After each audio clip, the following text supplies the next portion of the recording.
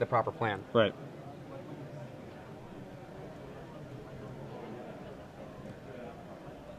I think gut shot's pretty bad in this matchup from Daniel's perspective. It's like does not kill a lot, and If Honor the Pure yeah, hits, you're just dead. yeah, you're just bricked. Yeah, so. And the other thing is too is this is a question of the economics of scarcity, right? Right. And you know, one of the great things about Magic, so many different disciplines come into bear if you let them. And take an Econ 101 class, learn about economics of scarcity. What it basically means is if you've got a lot of something, it's not as valuable. If you've got a little of something, this is the scarcity part, well, then it's very valuable. Yeah. So actually, I should say economics of abundance in this case. He's got so many removal spells that gut shot, it does not have the same value as Right. As a gut shot might in a blue deck, for example. Yes. And unlike most situations that red decks are in, besides mirror matches, his life total is actually relevant. Like, he's going to be under pressure in this matchup, so... Absolutely. The free roll is not as exciting as it is when you're playing against some other decks that aren't really pressuring you in the same way. I mean, if you're like, pretend you're playing against the finals Japanese deck, the Japanese Pike Poison deck. Yeah. I mean, there, your gut shots are, and your dismembers and any life loss is just absolutely free, because that had no way to attack that didn't involve poison. Yeah, I actually felt bad for that guy because both feature matches we had with him yesterday, his opponent was just both opponents were just free rolling so much off Phyrexian mana. I mean, he did win one of those matches, but the Birthing Pod deck was definitely taking advantage of the fact that he was not taxing their life total. I believe what both players are doing is examining the other's deck lists as they shuffle. Yeah. I see Konan there going like, huh, main deck sort of War and Peace, huh? Me too. Yeah. You know? Mutagenic Growth, what's the deal with that? I wonder what the one Koth is in the sideboard for. Is it like blue-black, maybe? It's really good against the various blue control decks. It's essentially a more versatile version of Mana Barbs. Mana Barb's also good against blue control decks, but Koth you could also bring in against a mirror match. Yeah, okay, yeah. It is good in the mirror. Although mirror match has changed a lot since last year. Like, Searing Blaze made it so that you actually don't ever want to cast a creature, and that changes the dynamic of the way the game gets played. Everything is about trying to strand Searing Blaze. Now the creatures are actually fine again. The worst case scenario, they trade 1 for 1. So, yeah, and like I find that Shrine of Burning Rage is one of the huge cards in that matchup. You're just, if it's unchecked, you're just dead. So I mean, it's not uncommon to see red on red come down to Shrine for 14. Right.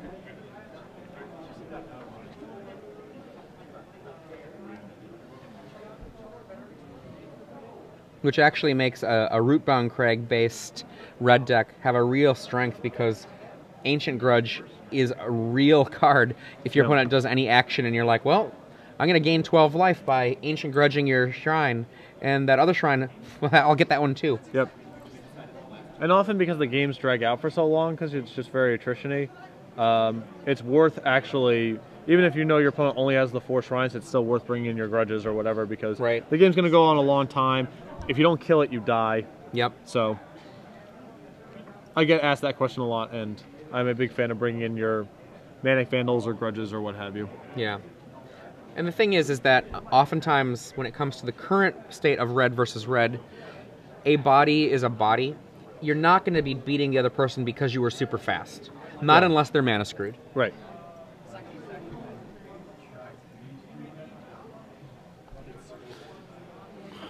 One of my favorite things to do, actually, in Magic is play red decks versus red decks.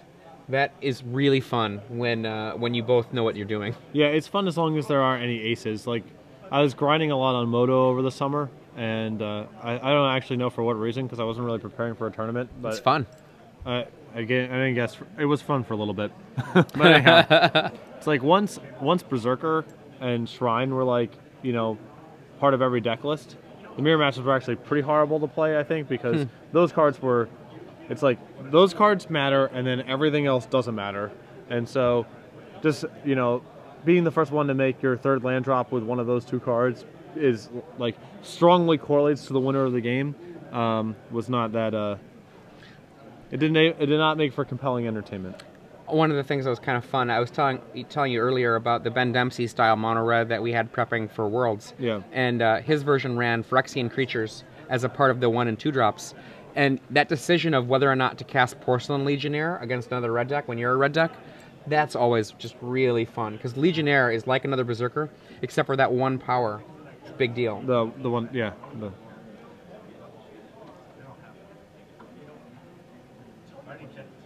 So it looks like we're close to getting things underway here. So okay, he's got to keep finally. There we go. On the left, Konan Ahmed playing white weenie with blue. All right, so he's on the play. So let's see. Champion of the Parish. Is that a 1-lander? Is that? I can't tell. I think that Konan kept a 1-lander. Is that after a mull? Nope. That's all 7 cards. No, 1, 2, 3, 4, 5, 6, 7. I could just be. All right, so turn 1 Lavamancer.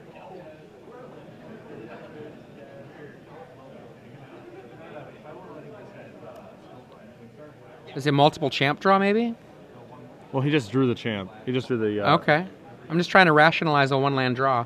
I don't know that I would rationalize it with a multiple champ draw versus mono red. Especially mono red with two arc trails in the... Yeah. And gut shot main times 4. All right, so he just passed. Oh, no! Wah, wah, wah. Take 1. Now, Daniel Choi knows that his opponent has no Phyrexian spells, so what you see for mana is what you get, and Konan, Gideon's Lawkeeper, would sure look better if that was a Doom Traveler right now. For the record, if someone is on the play and misses their second land drop, I count it as the other person having won the roll. It's a little bit over. He's willing to offer up the Lavamancer, but he won't take it.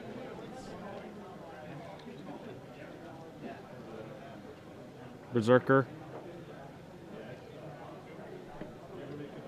And a Spike Shot Elder. So he needs a land right now just to cast on the Pure, just so he doesn't lose his Lawkeeper for actual nothing. And it does not look like he drew one. There's no reason to play this out, I don't think. Because you can't get any more information. You already have perfect information on the opponent's deck. Well, I mean, he's not going to actually get killed for some number of turns, so... I see no paths to victory here. No, I don't. Yeah. I think he's... I think we're in stack the deck land. Yeah, stack the deck, what happens? Lose. Right. But... It's hard to do. It's hard to pull the trigger on that sort of decision when you're in the finals of a tournament like this. Like, you just want to... You don't want, maybe Daniel messes up, maybe something happens. You don't want to just be preemptive. In for 2.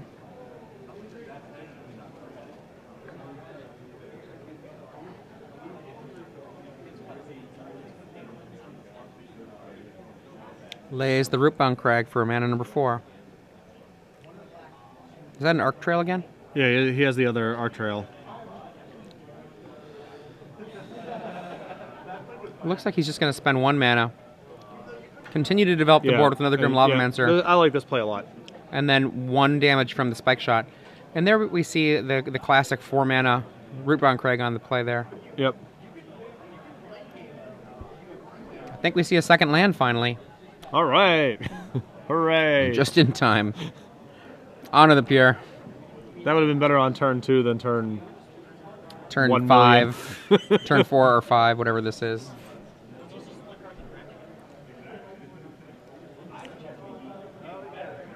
Now we see Shrine in hand. Shrine, Arc Trail, something.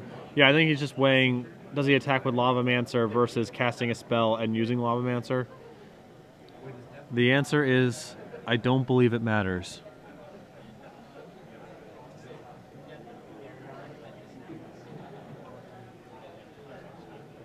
One, 2, 3, 4, 5, 6 damage.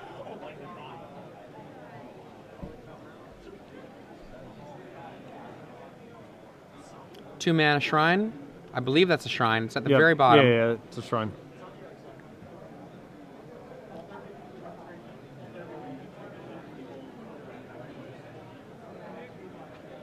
I probably would have cast the Arc Trail there, but whatever. Well, he hasn't passed yet. Oh, okay. I thought he passed, sorry. And he passes. Yeah. Not that it actually matters one iota, but with Spike Shot Elder, then your mana is kind of at a premium, and with Shrine Out, you just want to kind of just deploy your spells as efficiently as possible. And with Honor of the Pure, it's impossible really to 2-for-1 from here. So, were this game some percentage closer, that could be a thing that matters. 3 mana. Fiend Hunter. Oh, I think the last card in his hand is Incinerate. That's why he didn't use his Art Trail. That's fine. Daniel Choi does not accidentally incinerate in response to permanently lose his creature. And not kill it. Well, I mean, you know, the Fiend Hunter. Yeah, the trigger. Yeah. Fiend Hunter comes into play, targets a creature, it's going to remove it, and when Fiend Hunter leaves play, it returns the creature. If you don't let the resolution of the remove resolve, and then you remove it, the Fiend Hunter's leaves play ability will trigger before its comes into play's ability, which will render the comes into play permanent. So that means whatever gets removed will be removed forever. I'm not really sure what Daniel's thinking about here.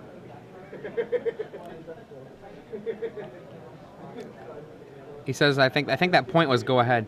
Oh, okay. All right. After, to the dome. Yeah, Incinerate the Nugget.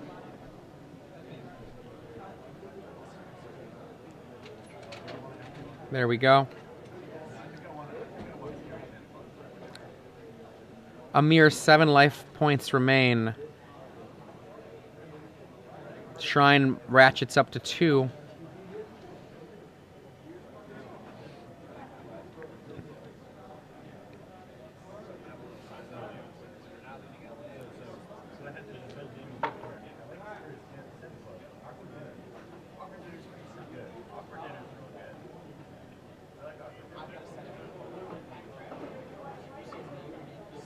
Two and 1. I believe he's going to finish off the Fiend Hunter and then return the Stormblood Berserker as the 3/3 because the damage has already happened to Konan. So Konan might be at 5 here. Fiend Hunter dies. A 3/3 returns. The tokens are on it because of the damage that Konan has already taken. And in for 2, knocking Konan to 4.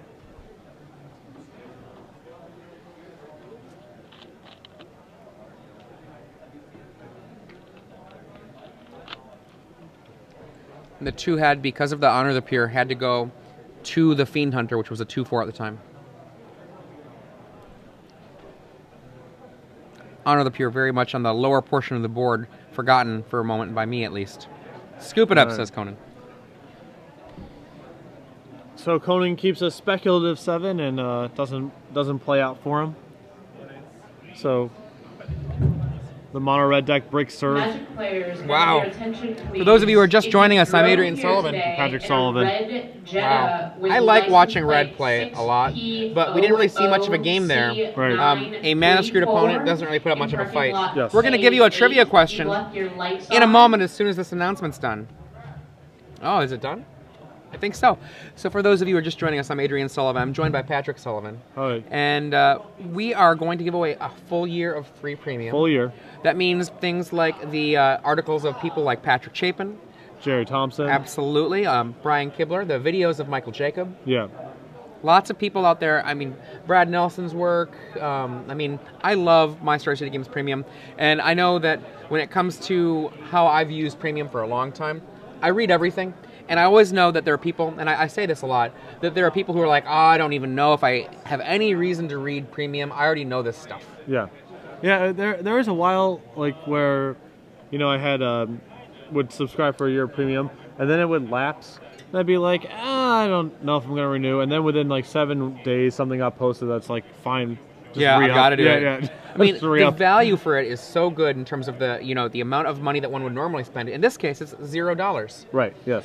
But that's a full year of free Premium. And the thing I found that's most valuable about Premium, I'm playing against someone on Magic Online, and I'm like, huh, this looks like, for example, Jerry Thompson's current build of 4-color control. Right. I know that Jerry didn't actually feel very happy with it after the Invitational, but guess what? I bet you that this guy is playing it card for card, and I bet you that he's going to play the sideboard card for card. Lo and behold, he does. Yeah. He makes the plan that Jerry suggests in the article, and I'm Yeah. like, I know perfectly well what you're planning on doing. Yeah. So let's pretend you don't think that there's anything that you can learn because you are you know a lot about Magic.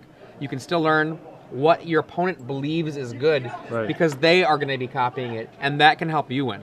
And let's be honest here.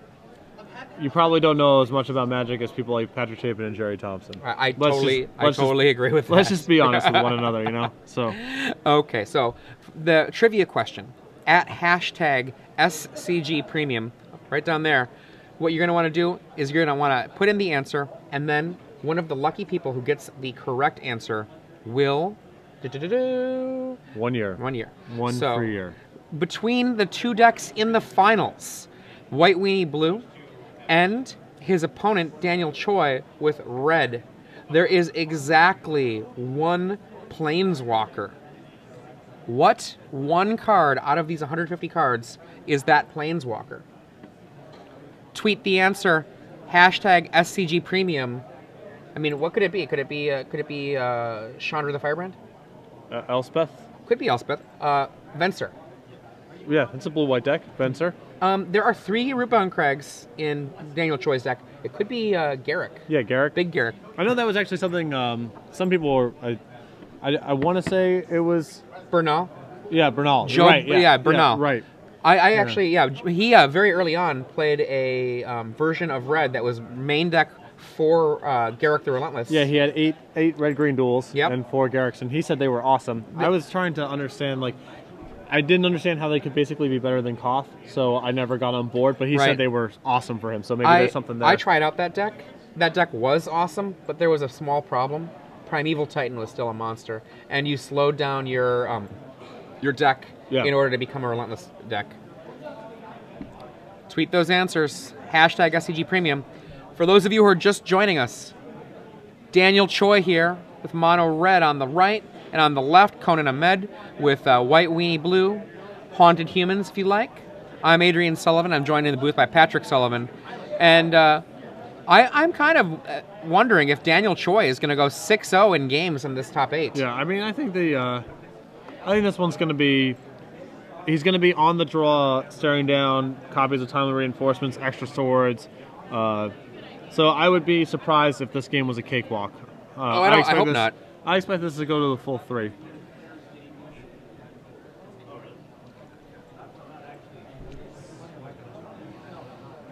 Daniel Choi shuffling up, but it looks like he's also ready to leave. He's got his bag on still.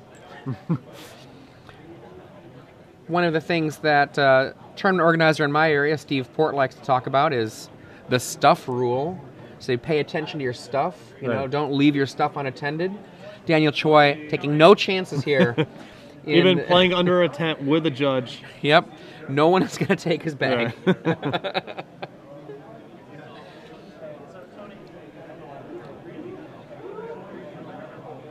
If you look behind him, that guy in the New Orleans shirt could be shady. It might take it. So What New Orleans shirt? the right behind Daniel Choi. I'm sorry. When people say stuff like the New Orleans shirt, I just immediately associate it with the Saints or something. when it's not black and gold, I actually just throw him for a loop. Oh, you mean the actual shirt that says New Orleans on it? Yes, the New Orleans shirt. Shirt.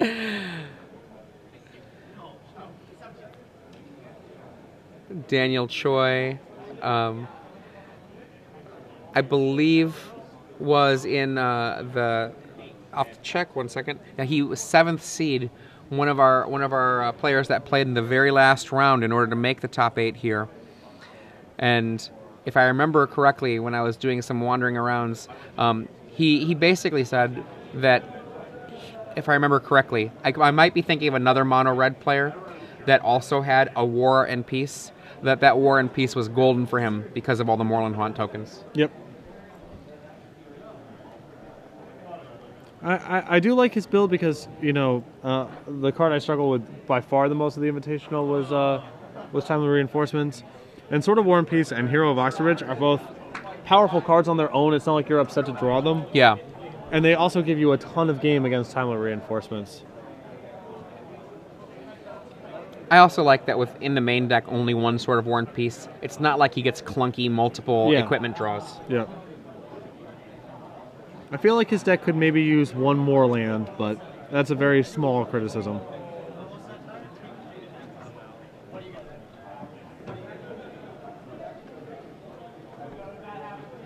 Turn 1 champ.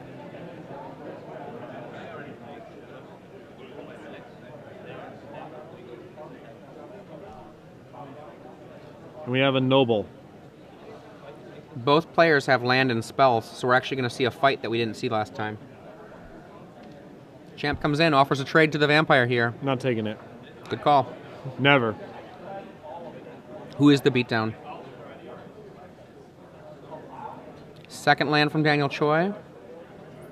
Contemplating whether it's actually useful to hold back before takes 1, lays a second land. And Konan does have a mana leak in his hand, so he's kept in some copies. We're going to see a shrine here? Nope. Berserker, which is probably going to be either Fiend Huntered or mana leaked. Yeah, well, the other decision that Konan has, he also has timely reinforcement, so it's possible that he wants to engineer the full... Yeah, he can go timely and then follow up with the Fiend Hunter. Yeah. He just drew another Fiend Hunter. Fiend Hunter, despite the fact that its removal of a creature can only be temporary, often is so powerful against all these tokens that we see. Yep.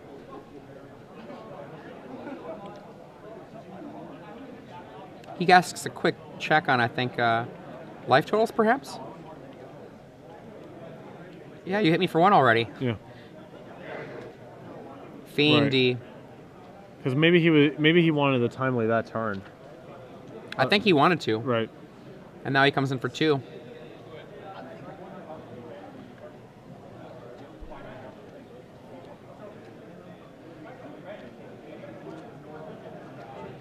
Daniel Choi getting rid of that counter.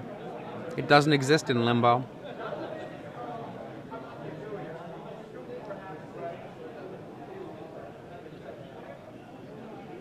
It's going to be an unload here, multiple spells. Well, he certainly attacks first with the... If he's going to kill the Fiend Hunter, he should certainly attack with the Noble first.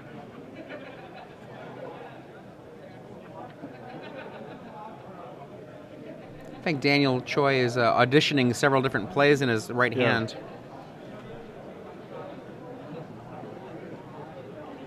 And of course, timely reinforcements needs to be on his mind at all times. Yeah. What happens if every line has to be considered. Arc Trail, 1 and 2. And I think he's going to use Galvanic Blast to finish off the Fiend Hunter and get his Berserker back. Or 2 and 1, I should say. And then there's the 2. So he's going to get his Berserker kicked back up. So he clears out Conan's board, but he's also set up a big timely reinforcement. Now this reinforcements will be only for 3. It's only 17 up. Sorry. Only 3 guys. I forgot that the champ grew last turn. So this is a situation where perhaps that attacking with the champion was not worth it. Well, the problem is then you're tipping you're just tipping your hand. That reinforcements can come into play later, but the longer the game progresses, potentially the less useful it is. Correct. That's kind of funny because I remember I played a game recently. I had timely reinforcements in my hand. I was at 14 life, and I never had the opportunity to cast it except for when I was at a little bit higher life total than that, and I died all in 1 turn. It's very easy for a red deck to just do it. Do we see a dismember there? I think. Yeah, I thought he was going to slide that in because of Hero of Blade Hold, and it just being a reasonable removal spell generally, as well as useful against timely reinforcements. Yeah, that board state can come up. So, and it's useful against timely reinforcements because losing 4 of your own life, you often want to push your life total down so that they can't gain the 6. Right. So by Konan just passing, even if he untaps and plays timely reinforcements, which is fairly close to a time walk. Oh, what is going on here? I wonder if he's playing around a non-existent midnight hunting. You should know it can't be. It can't be because midnight hunting doesn't even kill the noble. This has to be something about preventing the life gain from... I suppose he can incinerate himself. But like he's basically incinerating himself by not attacking with his berserker, or with his noble rather. Like so, your opponent takes 6, then they gain 6, then whatever. Your board's still awesome. He's in a position where he's like basically has to start chump blocking your noble next turn. Well, it looks like actually the life totals are 14-13. So it looks like oh no. Oh, okay, so it is 14-17, Daniel Choi? Oh, okay, never mind, it is 14-17. So yeah, I don't quite understand.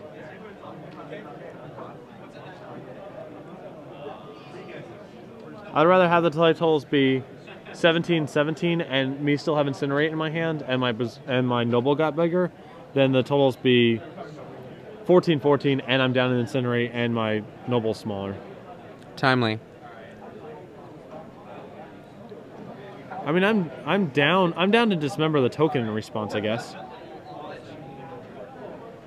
This is okay. I mean, it does mean that Konan gets to mana leak, but I guess the mana leak's irrelevant, right? The exact same thing's happening. The mana leak will not stop. It saves the 1/1. But saves the token. Yeah, it does not save the life gain. Yeah, for the purposes of timely reinforcements, it's the same thing. Just the first one, though. Here we see the exact thing we were talking about moments ago, losing 4 life in order to counteract the timely reinforcements, at least in part. I think I understand Daniel's line. I think it's still a little too fancy for what I would have done. And walking by, we see Star City Games Invitational top 8 participant Ben. Oh, he didn't? Oh, is that the Open? Oh, winner of the Open, Ben Swartz. The Legacy Open in Seattle. Yeah, Legacy Open Seattle champion walking by. He's just hanging out here. Is he going to draft? Play some Legacy? I have to find a deck. Looking to play. Looking at this board, Konan is in real trouble. Yeah. Lots of power on the board, and even with that timely reinforcements, they don't really match up that great against just the Grim Lavamancer plus 3 power guys.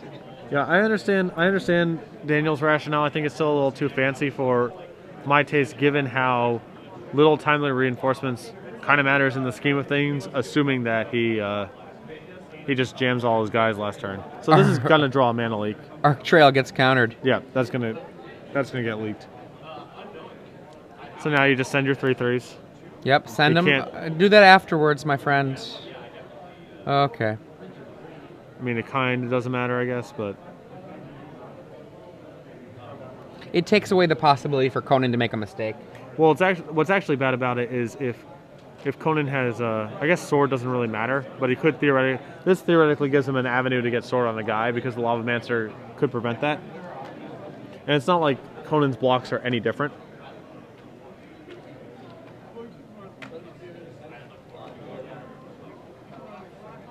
Some Game of Inches stuff.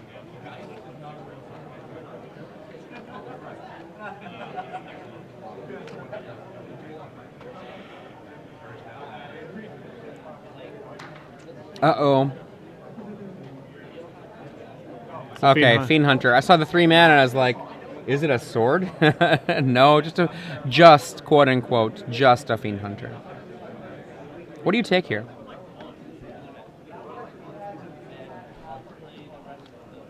I like taking the Vampire. I'm pretty sure you have to take the Noble. I am wrong. I guess the theory is because of Moorland Haunt, he has a wave of chump blockers for the... Ooh, Hero of Oxid Ridge changes that equation. We need a hero! He's been... that guy's been sweet every time he's drawn him. In for 4, 8, 10. No spirit can block this without a Honor the Pure.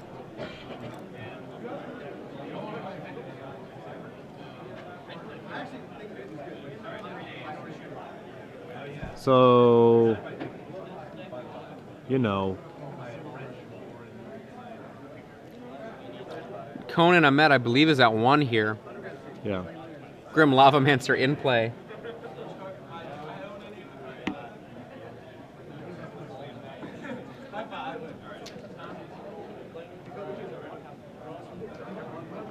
I don't know what 2 cards and 6 mana what Conan's deck can generate to get him out of this. Worship, Yeah. Core Firewalker. I'm not sure how legal that would be. He still has this memorized now too. He needs to kill the Lava Dancer. I guess he timely reinforcements and that ain't it. Untap, Grim. He leaves the Grim Lavamancer tapped. And There's the handshake.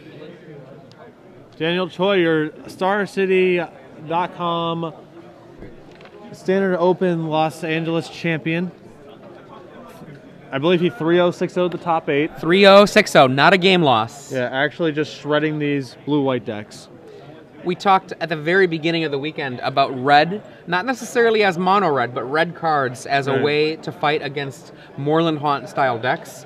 And that was primarily a comment about the Wolf Run ramp decks, but also we did mention mono red as a possibility. I think it's hard for us not to mention mono red when we get the chance. Yeah.